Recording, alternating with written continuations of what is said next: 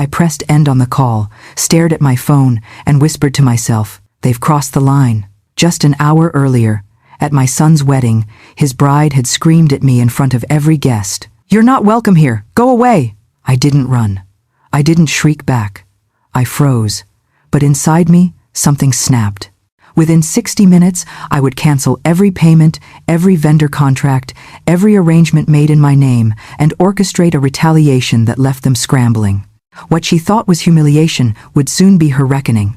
Before we dive deeper, let us know in the comments where you're watching from. We'd love to hear from you, and don't forget to hit that subscribe button so you never miss any of our upcoming videos. That scream, it echoed in the ballroom long after she shouted it. I felt every eye turn to me. I saw my son's face freeze. I felt that emptiness in my chest, like a betrayal ripping me open. That moment, that slash of humiliation, is where this story begins. But you'll see, it was nothing compared to what came next. They thought I would slink away. They thought I would cry in silence and bear the humiliation like a martyr. Instead, I made a decision. I decided that if they would treat me like I didn't matter, then I would make them regret ever leaning on me financially. If you stay to the end, you'll discover exactly how I engineered their undoing and the unexpected peace I gained. And two people who thought they had me cornered would realize they were trapped instead. My name is Maggie. I'm in my mid-60s now, retired after decades serving as a nurse at the local hospital. But I spent most of those years working 2 jobs just to raise my only son, Ryan, on my own. He was my purpose, my pride, my everything. When he first introduced me to Emma, saying he'd met someone who could be his forever, I felt lightness in my chest again. I watched them grow close, exchanged timid smiles, attended small dinners together, and though a gentle part of me wondered if Emma fully appreciated me, I swallowed it. When Ryan proposed, I let myself imagine the future. Grandchildren, family traditions, joyous holiday tables. Almost from the moment of the engagement, I immersed myself in planning, meeting florists, checking venues, leafing through bridal magazines late into the night, writing checks eagerly, as though no sum would ever feel extravagant. Every dollar I spent, I convinced myself was worth it, because it was for my son's big day.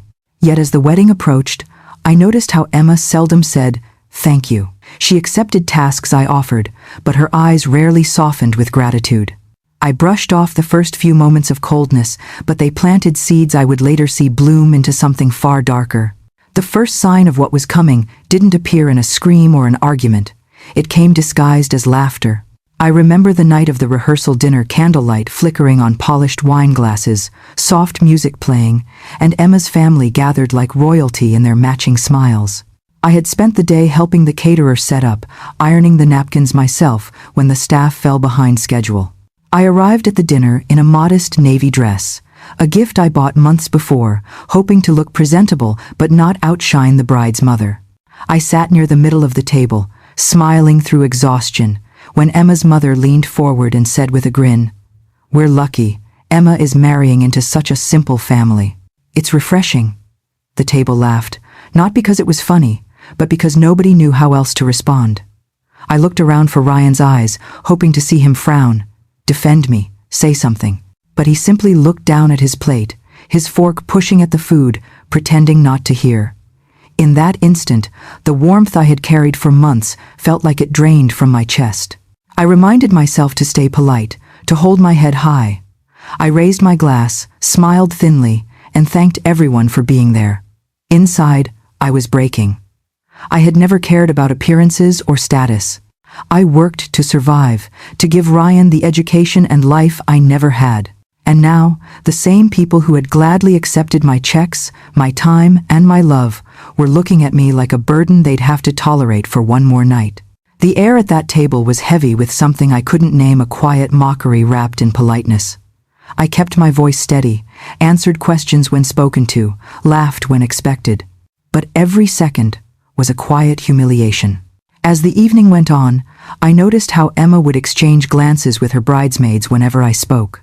She began to make decisions in hushed tones, changes to the seating chart, adjustments to the flower arrangements I'd already approved. She didn't include me in the group texts anymore. When the photographer asked if I'd like a picture with the couple, Emma excused herself for a phone call. Little things, yes, but small cuts hurt the most when they come from someone you trusted. Later that night, as I walked past the patio where Emma and her friends were laughing, I caught my name mid-sentence. I paused, just long enough to hear Emma say to her maid of honor, "She's so controlling, like she thinks it's her wedding." They all laughed. The words landed like a slap. Controlling? The same woman who emptied her savings to make sure every dream detail happened? I backed away before they saw me. My throat burned. I sat in my car, the steering wheel cold against my hands, and stared through the windshield until the last guest light turned off. I didn't cry right away. I just sat there, listening to the sound of my own breathing. That night, I cried in my car outside the venue, but I didn't know the worst was yet to come. Before we go deeper, let me remind you, stories like this are real. They happen every day in families we think are solid. If you haven't subscribed yet, ask yourself why. If betrayal, loyalty, and justice mean something to you, then this is where you belong. But if you choose not to subscribe, go ahead and tell me in the comments what's stopping you, because this story is only getting started, and I promise, by the time we reach the end, you'll understand why that one sentence from Emma changed everything. The morning of the wedding began with the kind of stillness that feels too perfect to last. The air was crisp, and sunlight poured through my curtains, as though even the day itself had chosen to wear white.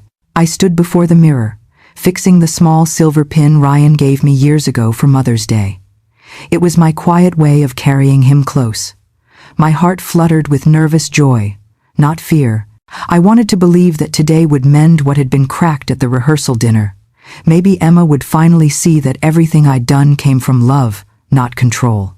Maybe Ryan would see me, not as an outsider, but as the woman who had stood beside him every step of his life. I arrived early, as I always did. The venue stood gleaming under the morning light, soft music, white petals scattered down the walkway, the smell of roses heavy in the air. I carried Emma's bouquet myself, wanting to make sure it reached her in perfect condition. I greeted the staff, thanked the florist again, and handed envelopes of tips to the caterers and decorators.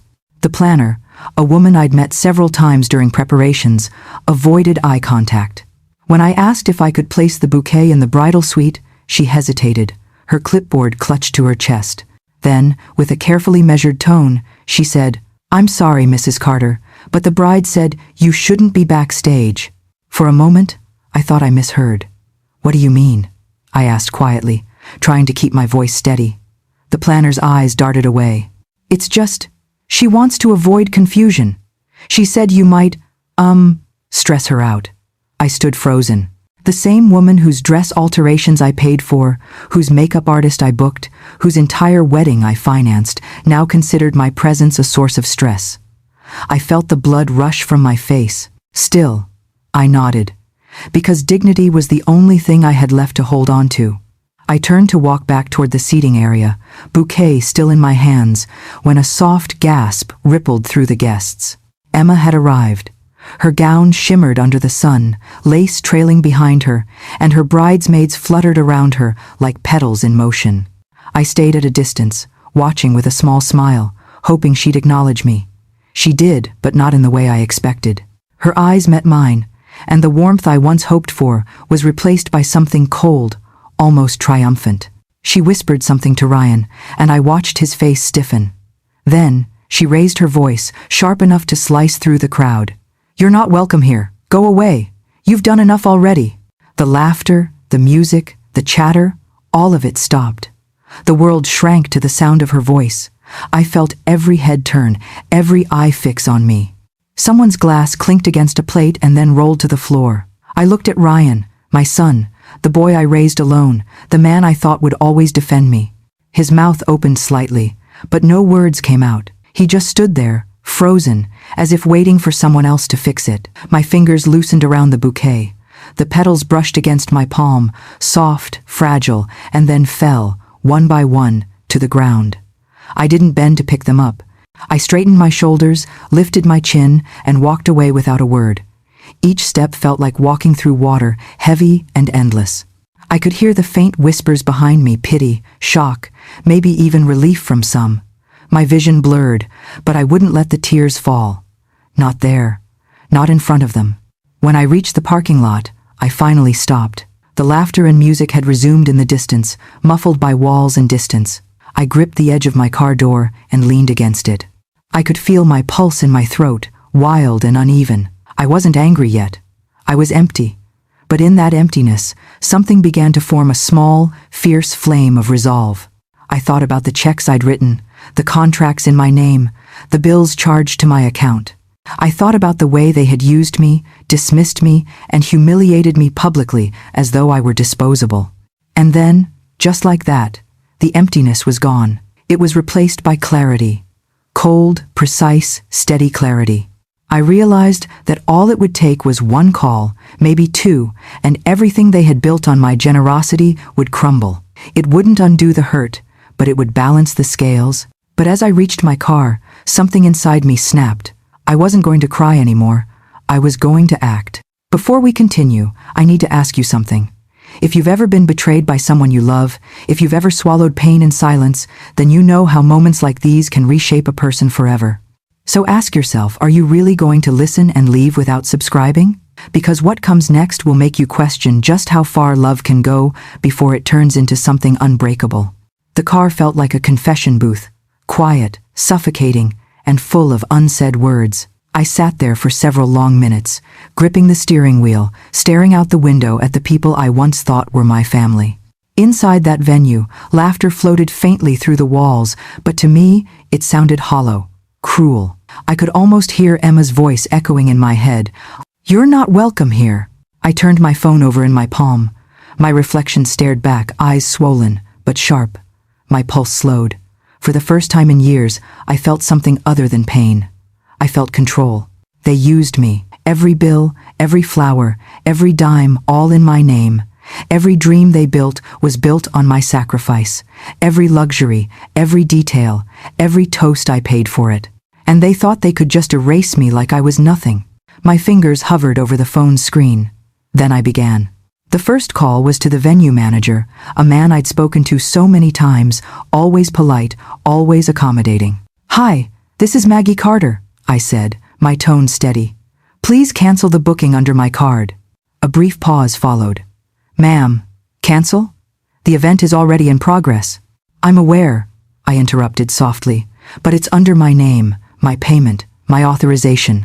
You have my permission to stop all services, effective immediately." The silence stretched. Then, a resigned sigh. "Understood, Mrs. Carter. We'll close the account now." One call down.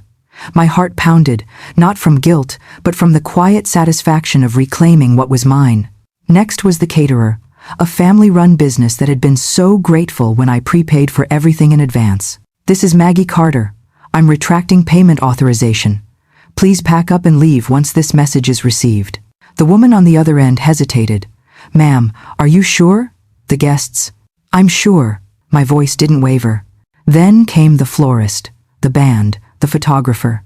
Each call felt like cutting a thread that had been strangling me. My tone stayed calm, measured, polite, the kind of calm that frightens people who know they've done you wrong. "Hello, this is Maggie. The floral arrangement for the Carter-Williams wedding. Please withdraw your team immediately." "Yes, chargeback approved." "Hi. This is Maggie again. I need to cancel the live band performance at the Lakeside Pavilion." "Yes, that's right. Effective now." Finally, I opened my banking app and froze every card tied to the event. One tap, then another, and another. The screen blinked, account locked. Inside, behind the glass walls, I began to see the ripple effect of my actions unfold. A waiter walked briskly toward the kitchen. The music faltered once, twice, then stopped entirely. The melody that once filled the air now hung in silence. Guests began to glance around, confused. Through the window, I saw the florist's assistants quietly gathering centerpieces. The caterers began wheeling trays back to their van. The photographer lowered his camera, speaking hurriedly to the wedding planner.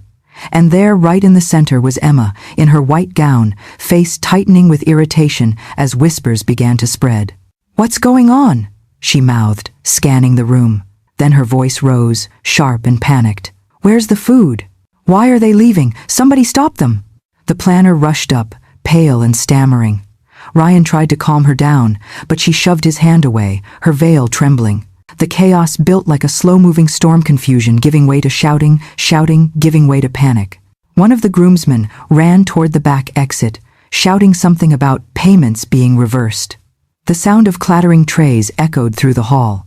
Guests started whispering, some laughing awkwardly, others filming on their phones. The perfect wedding that had taken months to plan and tens of thousands of dollars to fund was unraveling in real time. And I just sat there in my car, watching it all. Not with joy, not even revenge, but with peace, the quiet kind that comes when justice finally finds its way home. For years, I'd cleaned their messes, paid their debts, and stayed silent when they disrespected me. But not today. Today, silence would be my weapon and control my redemption. Through the windshield, I caught one last glimpse of Emma. Her face was red with fury, shouting at the planner who could barely meet her eyes. Ryan stood beside her, helpless. He looked toward the parking lot, scanning, searching. For me, maybe, but I was done being found. I started the engine, letting the soft hum drown out the distant shouting. My hands were steady on the wheel as I whispered to myself, they wanted to erase me from their story. Fine, but they'll remember my silence for the rest of their lives. I took one last look in the rearview mirror. Behind me, the dream wedding was collapsing, guests walking out, staff packing up, music dead. Ahead of me, a long road waited empty, quiet, but finally, mine. But that wasn't even the beginning. They had no idea what else I'd prepared.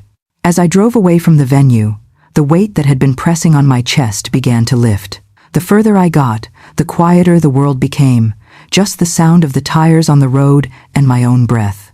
My hands were still trembling slightly, not from fear, but from realization. Everything they had used against me, every humiliation I had swallowed, was tied to one simple truth. The entire wedding existed under my name. My name was on every contract, every check, every receipt, the bookings, the permits, the catering orders, all signed Maggie Carter. The bride and groom had been too busy posing for photographers to notice that the foundation of their grand event was built entirely on my signature. And now, that same signature would become their undoing. When I got home, I didn't cry. I didn't even sit down right away. I walked straight to my small oak filing cabinet, the one I'd used since Ryan was a child. It still had his school drawings taped inside the drawer. I pulled out a thick blue folder labeled Wedding, Receipts and Payments. The papers were neatly arranged.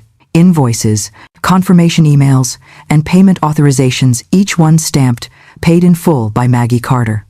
I spread them across my dining table under the warm glow of the lamp, my fingers brushing over the embossed logos of every vendor. The florist, the photographer, the event coordinator, the venue. I had been meticulous, organized, careful. And now, that attention to detail once mocked by Emma was about to become my greatest advantage. I picked up the phone again and dialed the venue manager's number. His voice came through immediately, tense and apologetic. Mrs. Carter, I just received your cancellation earlier. I wanted to confirm before finalizing. Yes, I said calmly, cutting in. Please finalize it. They humiliated me in public. I won't let my money pay for it. I'm revoking all authorizations. He sighed heavily. I understand completely, ma'am. Given that the account is under your name, your authorization stands. We'll close everything immediately and send you written confirmation. Thank you, I said softly. And please, make sure every vendor is notified that all further charges must be cleared with me directly. No exceptions. Of course, he replied quickly. You have our word. As soon as the call ended, I sat back and allowed myself a slow, deliberate breath. I wasn't angry anymore. I was resolved. They had taken my kindness for weakness. They thought my silence was surrender. But I was simply waiting for the moment when I could show them that everything they had mocked me for was the very thing that would save my dignity. By sunset, word had spread through the entire event staff. Contracts were voided, payments retracted. The florist called to confirm. Mrs. Carter, do you still want us to deliver the flowers tomorrow for the after-party? I smiled faintly. No, dear. Let them decorate with their own gratitude. Meanwhile, back at the venue, the collapse was complete. Guests sat at half-cleared tables, whispering. The band had gone home. The cake sat uncut, the electricity cut off mid-song. Emma's perfect Instagram moment had turned into a scene of awkward silence and simmering embarrassment. Some guests began to leave quietly. Others stayed out of curiosity, watching the chaos unfold like an unscripted play. Ryan's voice cracked as he argued with the manager. "This has to be a mistake. The payments were made." The manager held up a hand. "I'm sorry, sir. The payments were made by your mother. She's withdrawn authorization. Legally, our contract is with her." I imagined Emma's reaction, that disbelieving stare, that sharp intake of breath as reality dawned. The empire she'd built on my generosity had collapsed with a single phone call. Back in my quiet living room, I closed the folder and pressed my hand against the cover. Every page inside was proof that I hadn't been powerless. I had been patient, and now, justice had been served in ink and paper. When people think they're smarter than kindness, they forget that kindness keeps records. They forget that quiet hearts still remember every name, every debt, every moment of humiliation. But kindness, when pushed too far, learns to defend itself with precision. Before we continue, let us know in the comments where you're watching from. We'd love to hear from you. And don't forget to hit that subscribe button so you never miss any of our upcoming real-life stories that remind us every action has a consequence. And sometimes, revenge doesn't need anger, it just needs a signature. That night, I placed the folder back in the drawer and locked it. I didn't do it out of spite. I did it because I finally understood that love without respect is servitude. And I had served enough. By the next morning, the news had reached every corner of the family circle. Calls came flooding in. Ryan's voice trembled on voicemail. Emma's tone shifted from rage to pleading. But I didn't answer. I had nothing left to explain. I didn't ruin their wedding out of hate. I simply stopped funding my own humiliation. And yet, as I sat by the window sipping my coffee, I knew this wasn't the end. Because when pride and guilt mix, the fallout never stays quiet for long. They thought the wedding was over, but the real reckoning was just beginning. The house was quiet that night. Too quiet. The only sound came from the ticking clock above the mantel, marking the seconds like echoes of everything that had just fallen apart. I sat in the same chair I had rocked Ryan in when he was a baby, a cup of untouched tea cooling beside me. I should have felt relief after all. I had taken back my dignity, reclaimed my peace, but instead, my heart felt like it had been caught between pride and grief. I had always dreamed that my son's wedding would be a day of joy, laughter, and legacy. Instead, it became a mirror, reflecting how far apart we had grown. The headlights hit my front window around midnight. I knew it was him before I even looked. The sound of the car door slamming was sharp, angry. Ryan's footsteps were heavy, hurried. When I opened the door, he didn't even wait to be invited in. His face was flushed, his jaw tight, his eyes filled with a mix of confusion and fury. He stepped into the living room like a storm that had lost its direction. "Mom," he started, his voice trembling with restrained anger. "How could you do this? Do you have any idea what you've done? You humiliated us." I looked at him for a moment, trying to recognize the boy I had raised in the man standing before me. The boy who once brought me wildflowers from the yard now looked at me as if I were the enemy. "Us?" I asked softly. "You mean your bride and you?" He hesitated, then nodded sharply. "Yes. Emma's devastated. She's crying her eyes out right now. People are talking. You've embarrassed her. You've embarrassed me." I took a deep breath and tried to steady the tremor in my hands. "Ryan," I said, my voice low but firm, "how could you let her talk to me like that? In front of everyone. After everything I've done, after every bill, every dress fitting, every late-night call to make sure her dream day went perfectly, you stood there and said nothing." His voice rose again. "Because I didn't want to make things worse. You could have walked away quietly. You didn't have to destroy the wedding." "Destroy the wedding?" I repeated, my tone sharper now. "No, Ryan, I didn't destroy anything. I simply stopped paying for the illusion. That fairy tale she wanted so badly wasn't built on love. It was built on my money and my silence, and I was done being silent." He looked down, the anger flickering into disbelief. "You could have talked to me first." I shook my head. "Would you have listened? You didn't listen at the rehearsal dinner. You didn't listen when your fiancé's mother called me simple. You didn't listen when I tried to tell you she was pushing me out of everything I helped build." My voice cracked slightly, but I kept going. "You used to tell me I was your hero. You used to call me after every test, every heartbreak. Somewhere along the way, you stopped seeing me as your mother and started seeing me as an inconvenience." He turned away, pacing, running a hand through his hair. "You just don't understand, Mom. Emma feels like you were trying to control everything." I stood up then, the tears finally breaking through. "Control? Ryan? I was trying to help. Do you think I wanted control over her? Over you? All I wanted was to see you happy. To know that after all the sacrifices, you were loved and cared for. But you stood there, while the woman you love screamed at me like I was nothing. Like I hadn't raised you with everything I had." For a long moment, the room went still. The only sound was my quiet sobbing and the steady ticking of that clock. Ryan's expression softened, his shoulders dropped, and the fight began to leave him. He looked at me then, not as the villain in his wife's story, but as the mother who had held him through fevers, scraped knees, and heartbreaks. His voice came quieter now. "Mom, I didn't mean for it to get that bad. I wiped my tears with the back of my hand. But it did. And you said nothing." He opened his mouth as if to argue, but no words came out. The weight of silence filled the space between us, heavy and unrelenting. He took a step back, and I could see the conflict in his eyes, torn between loyalty and guilt, between the woman he loved and the woman who raised him. "Finally," I said softly, "I didn't raise you to stand by and watch your mother be disrespected. I raised you to stand for what's right, even when it's hard." He looked at me for a long time, eyes glassy with emotion, and then he said nothing. He turned toward the door, opened it slowly, and stepped out into the night. The sound of his footsteps faded into the distance until all that was left was the faint hum of the streetlight outside. I stood there for a while, not moving, not speaking, just feeling the ache that only a mother can understand. The ache of losing your son not to death, but to someone else's shadow. Before we go on, take a moment to ask yourself, what would you have done if you were in my shoes? Would you have stayed quiet to keep the peace, or would you have finally stood up for yourself?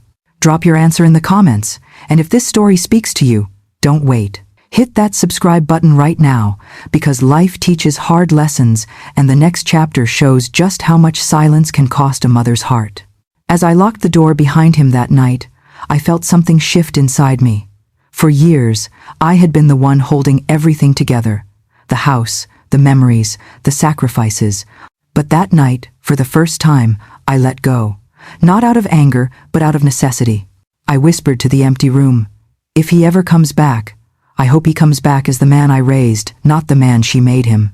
And as the clock struck 2, I finally understood something I never had before. Sometimes love isn't about holding on, it's about standing up, even if it means standing alone.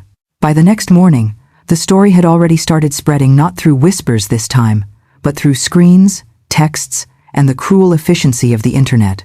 What was meant to be the most beautiful day of Emma's life had become a spectacle that no amount of editing could fix.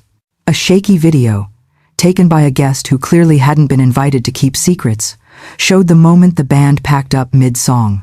Another clip caught Emma arguing with the wedding planner, her face red and frantic, mascara streaking down her cheeks as she shouted about unprofessionalism. Someone uploaded it to social media with the caption, "When you humiliate the wrong person." It didn't take long before it spread through the local community page, and from there, everywhere. People who barely knew the couple suddenly had opinions. "Did you hear what she said to her mother-in-law?" One comment read, "Imagine screaming at the woman who paid for your wedding." Another said, "That's what happens when you bite the hand that feeds you." The thread was flooded with judgment, laughter, even disbelief. Some defended Emma, saying weddings were stressful. But most agreed on one thing: no amount of flowers or fancy dresses could hide the ugliness of what she had done. By noon, Emma's picture-perfect image had started to crumble. The same people who once gushed over her engagement photos were now sharing the clips as cautionary tales. Her bridal party group chat went silent. A few of her friends quietly removed her from their social media profiles, hoping to avoid association. The local boutique that had proudly tagged her in posts about the wedding deleted every trace of her from their page. In contrast, my phone remained still.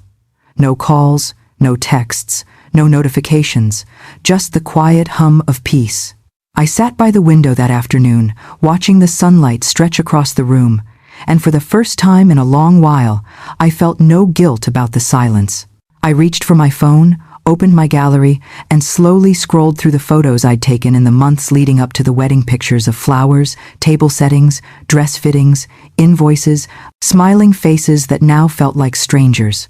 With calm fingers, I selected them all and hit delete. No hesitation, no second guessing. Each image disappeared one by one, and with every deletion, I felt lighter.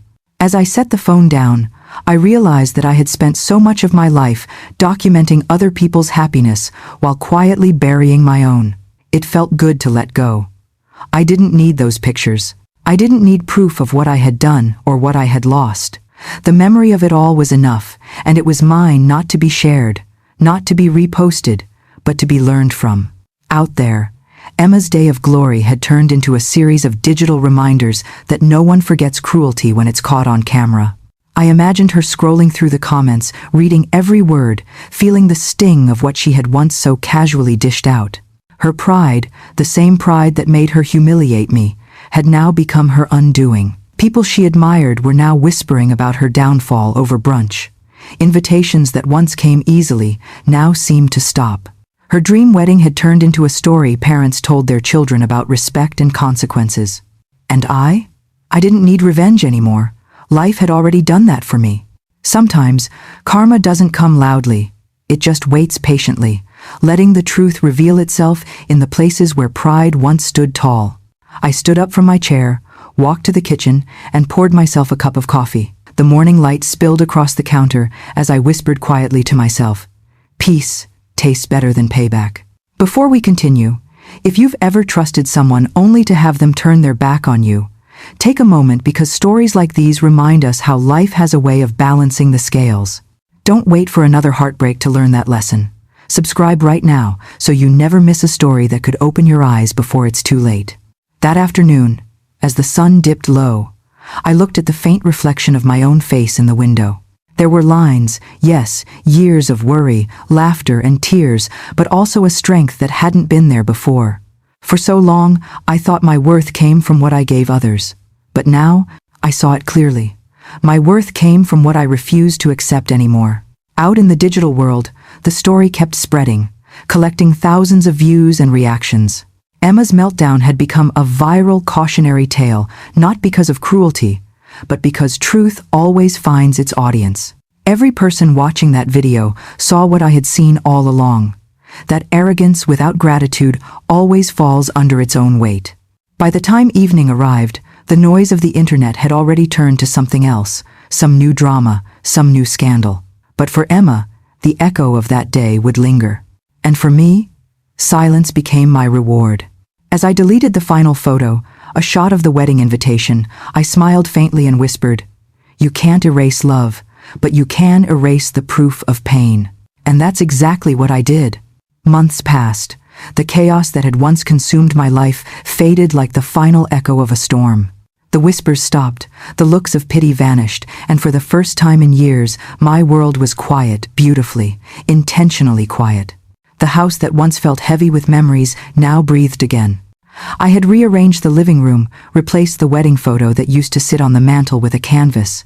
I painted myself soft, calming blues, blending into shades of gold. I had taken up painting one morning when I woke up and realized I didn't have to check my phone for anyone's approval. At first, my hands trembled, the brush slipping clumsily. But with each stroke, I found pieces of myself that I hadn't known were missing. I started saying yes to things I once postponed.